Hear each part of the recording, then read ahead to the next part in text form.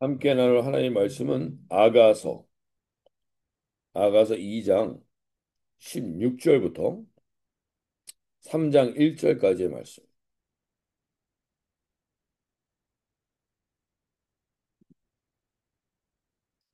아가서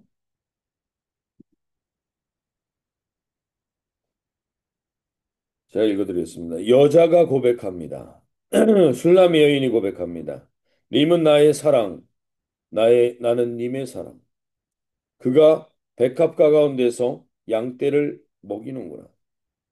내 사랑하는 님이시여, 날이 새기 전 어둠이 사라지기 전에 돌아와서 어린 사슴처럼 되어 주세요. 3장 1절입니다. 여자가 고백합니다. 내가 잠자리에서 밤새도록 사랑하는 님을 그리워하고 찾아도 찾지 못하였네. 네. 오늘 우리가 아가서 고백을 하면서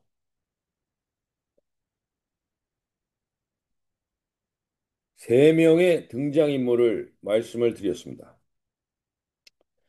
세 명의 등장인물이 있는데 그 가운데 첫 번째가 솔로몬 왕은 우리 주 예수 그리스도를 대표하는 것이라고 했습니다.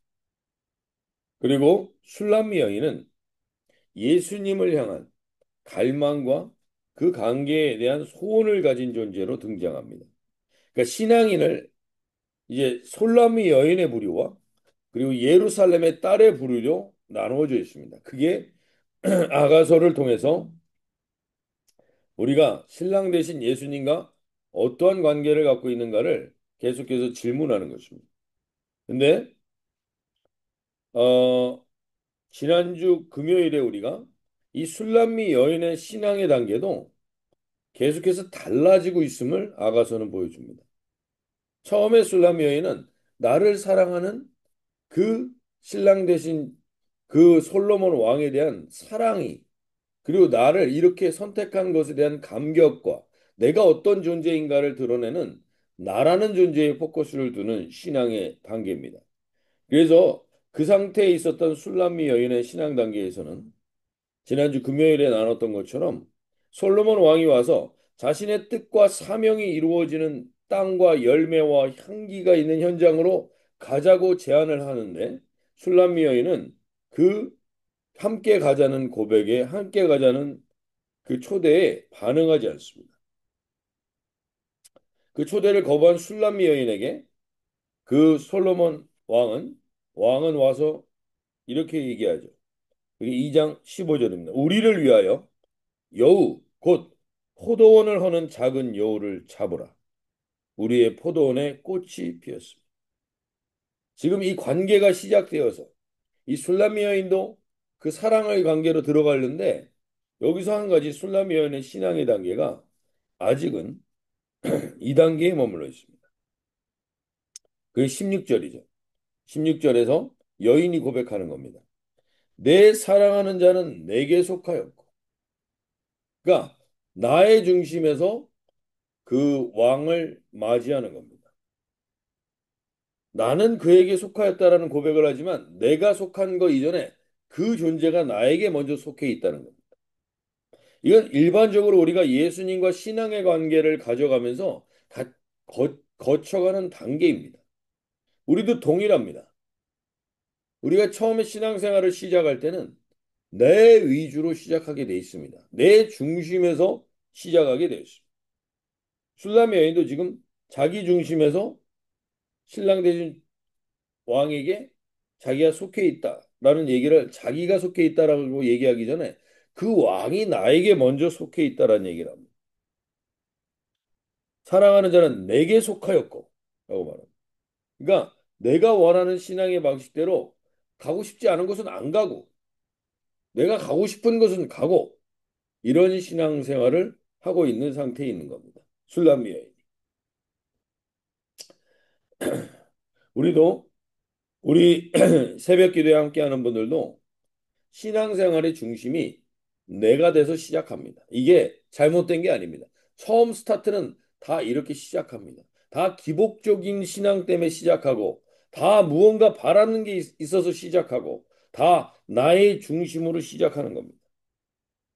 나의 중심으로 시작하다 보니까 그분이 가자고 하는 곳에는 가고 싶지 않을 때가 있습니다. 하고 싶지 않은 겁니다. 그래서 반응하지 않습니다. 내가 원하는 대로 살지 않습니다. 내가 원하는 대로만 살고자 하지 그분이 원하는 대로 살고 싶은 마음이 없습니다. 그래서 이 단계에 머물러 있지만 이 술람미 여인의 신앙의 단계도 아가서가 진행되면서 바뀝니다.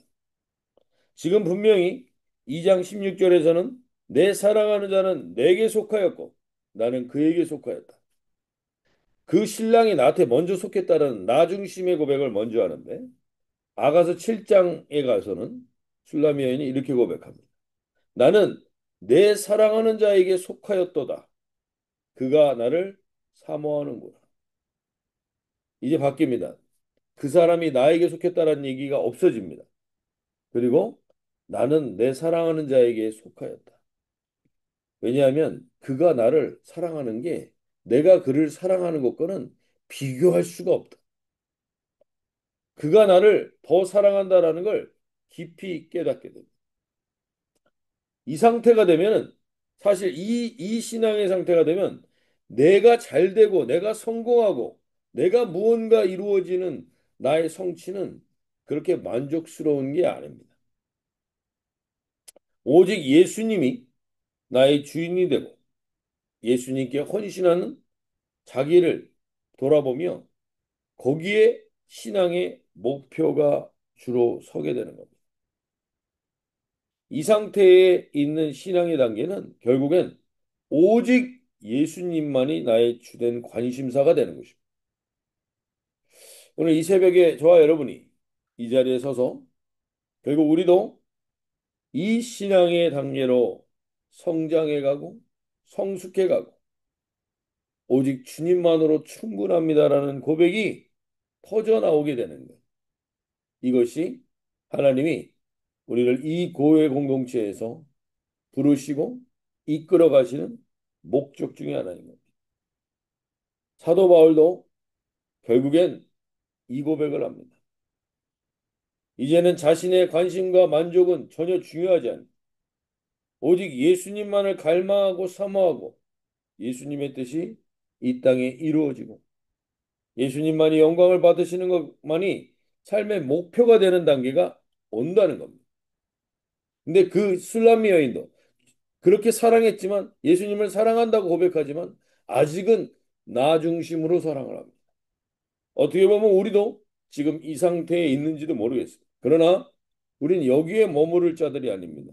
결국에는 마지막 아가서를 우리가 나눠가면서 아가서의 마지막 단계에서 술람미 여인이 고백하는 것처럼 이제 나는 사라지고 내 사랑하는 자에게 속하였고 그가 나를 너무 사랑하시는구나를 고백하는 단계.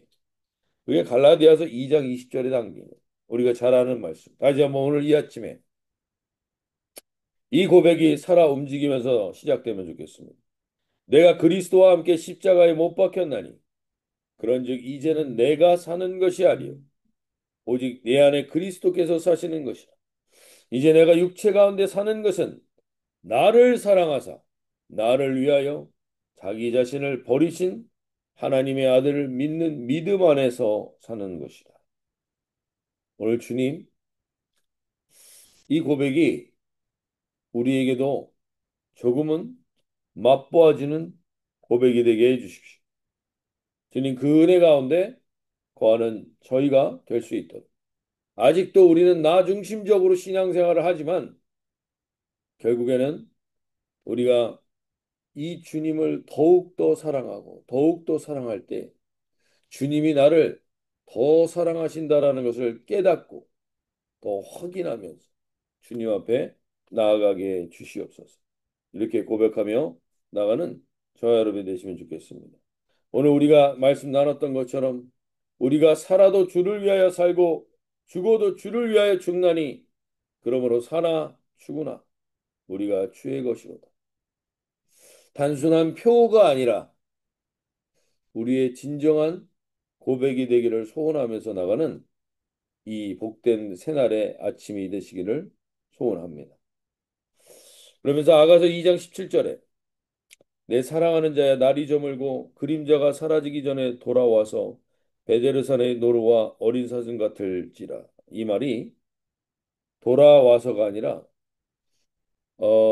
여기에 지금 솔로몬 왕의 초청에 그 함께 가자는 초청에 반응을 하지 않았던 술람미 여인을 자연스럽게 솔로몬 왕이 떠나간 것 같습니다.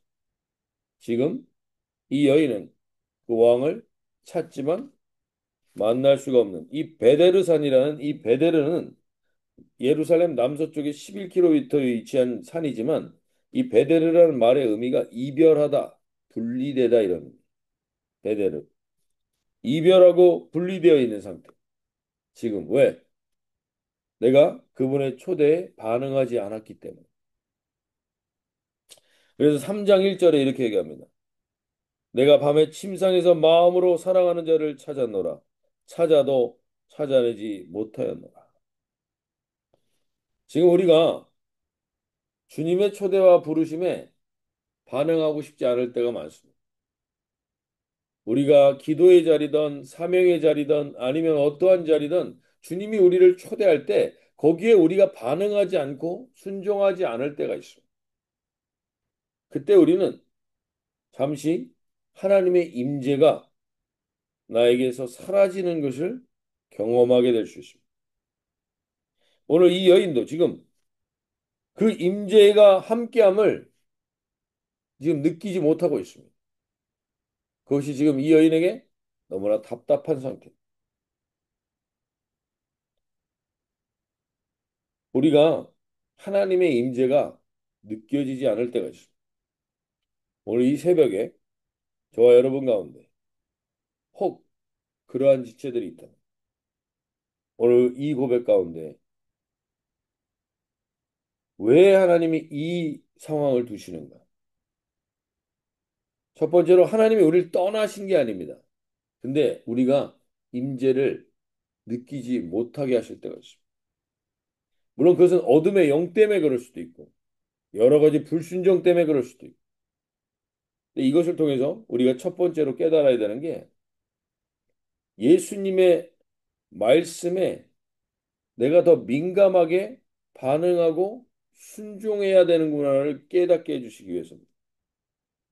우리가 예수님의 말씀에 불순종할 때 하나님의 임재가 느껴지지 않고 그분이 함께 하심이 느껴지지 않고 그로 인해서 내가 그분과 동행하고 있는 게 느껴지지 않고 그러면서 그냥 하루하루 버티고 견디다가 끝나는 것 같은 느낌이 들 때가 있습니다. 그것은 하나님의 말씀에 민감하기를 우리에게 각성시키기 위해서 그럴 때가 있다는 것입니다. 오늘 이 아침에 혹시 그러한 분들이 있다면 주님, 내가 더 민감하게 주님께 순종하게 해주시옵소서. 깨닫게 해주십시오. 그렇게 고백하며 나가시길 바랍니다. 두 번째로 이렇게 임재를 느끼지 못하는 것은 예수님의 신부인 우리에게 신랑 되신 예수님의 임재 없이 사는 삶이 얼마나 허무한 것이고 얼마나 무기력한 것이며 얼마나 답답한 것이는 것을 깨닫게 하시기 위해서 그 임재가 느껴지지 않게 하실 때가 있습니다. 오늘 우리에게 가장 힘든 것 중에 하나는 사실은 하나님이 함께 하시지 않는 것 같을 때, 힘들고 고통스러울 때, 오늘 이 새벽에 임한 한 분 한 분들에게 오늘 다시금 여기에 민감하길 원합니다.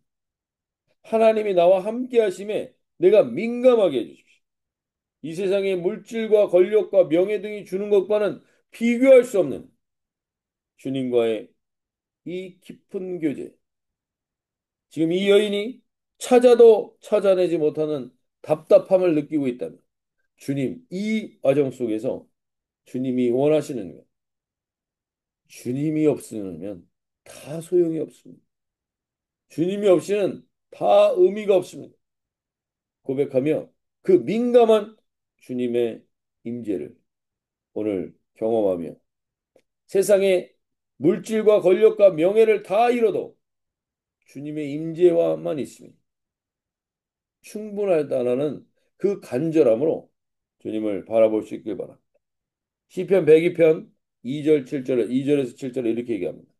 이것은 세번역 성경도 아니고 현대인의 성경도 아니고 그 열린교회 김난준 목사님이 각색한 내용인데 제가 몇 개만 좀 고쳐서 말씀을 나누면 시편 102편 2절 7절에서 이 임재에 대한 간절함의 고백이 있습니다.